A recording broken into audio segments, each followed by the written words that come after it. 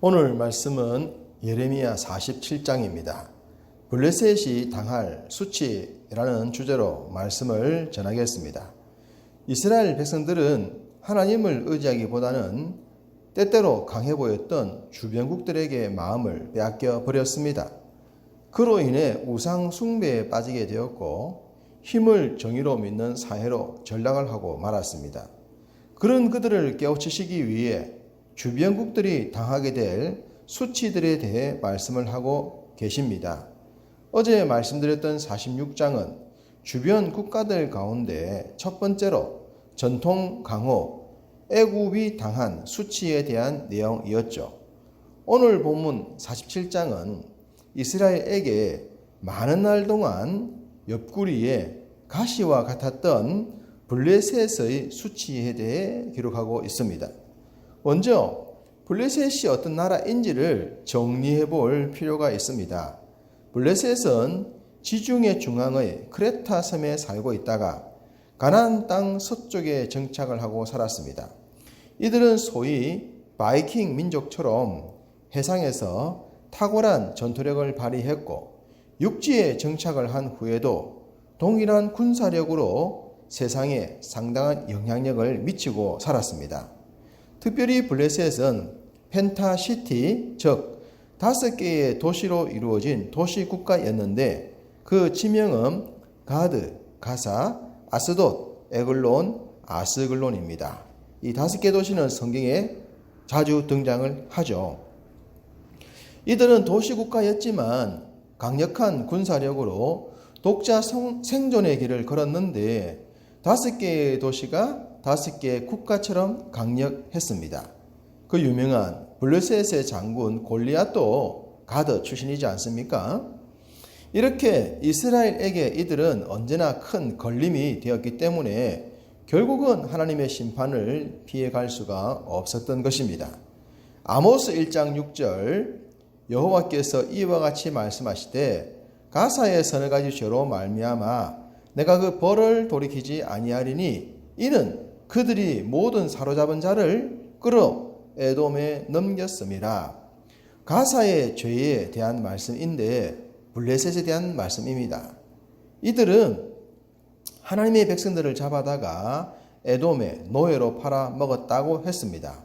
하나님의 백성들을 괴롭힌 죄를 지적하고 있지 않습니까? 이때에 대한 역사적 배경은 역대하에 나옵니다. 역대하 21장 16절입니다.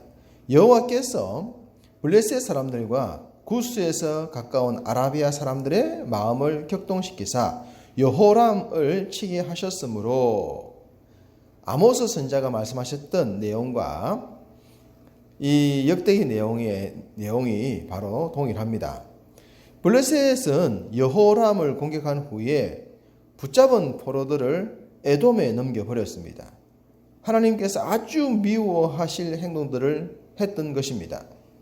요엘 3장 6절 또 유다 자손과 예루살렘 자손들을 헬라 족속에게 팔아서 그들의 영토에서 멀리 떠나게 하였습니다.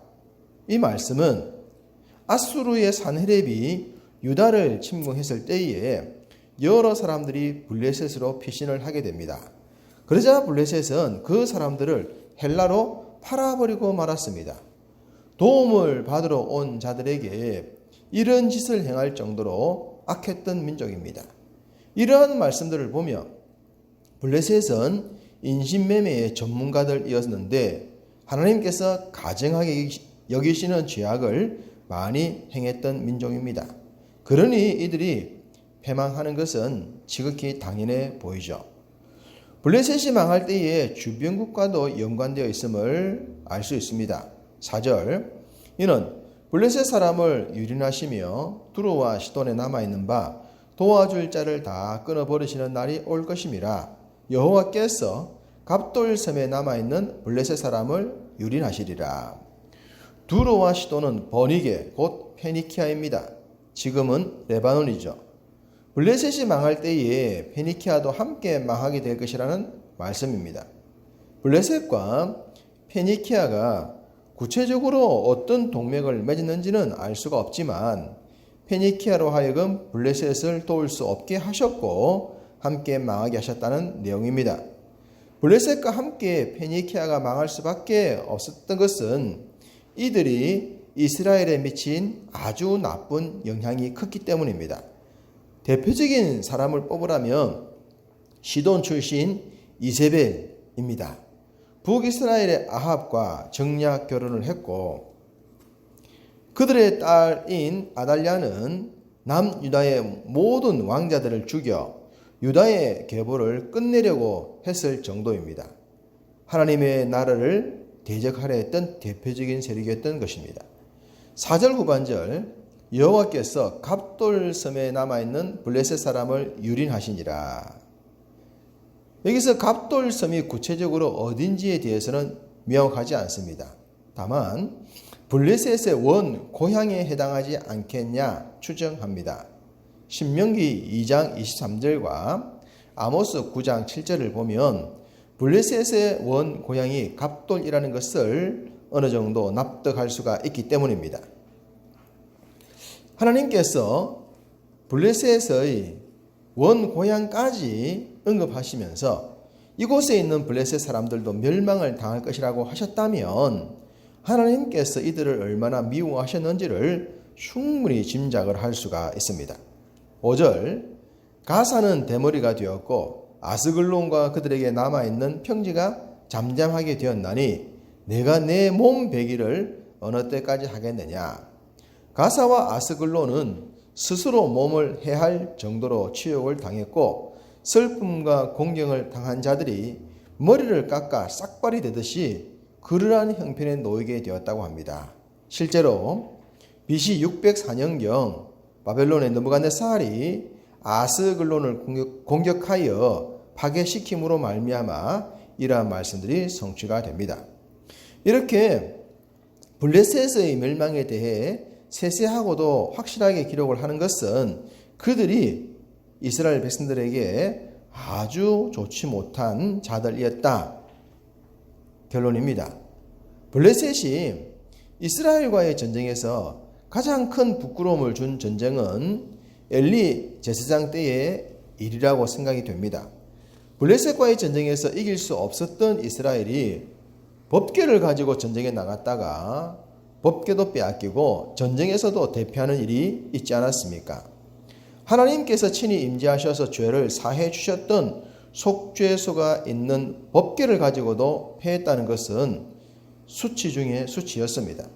거기다 법궤가 어디로 옮겨집니까? 블레셋의 신인 다곤 신전이지 않습니까?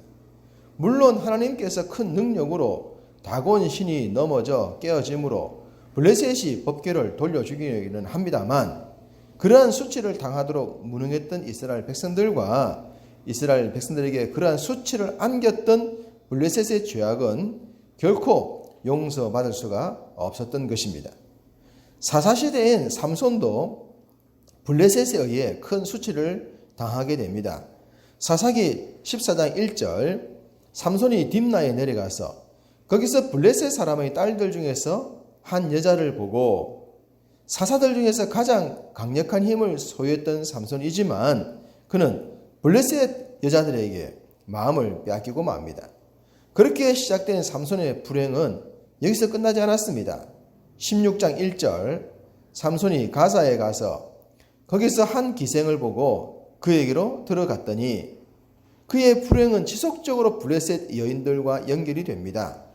삼손의 최후를 가져왔던 드릴라라는 여인도 블레셋 여인으로 추정됩니다. 블레셋 사람들이 드릴라를 매수하려는 것을 봐서는 우리가 충분히 이해할 수가 있습니다.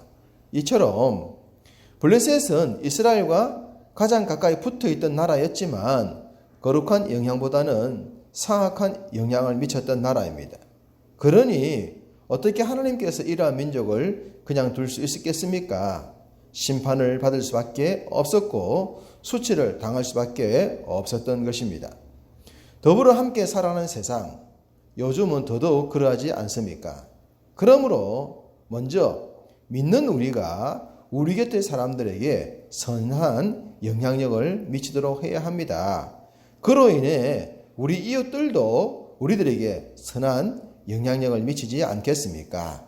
그렇게 될 때에 모든 공동체가 전능하신 하나님을 알게 될 것이고 하나님의 은혜와 긍휼 속에 살아가게 될 줄로 믿습니다.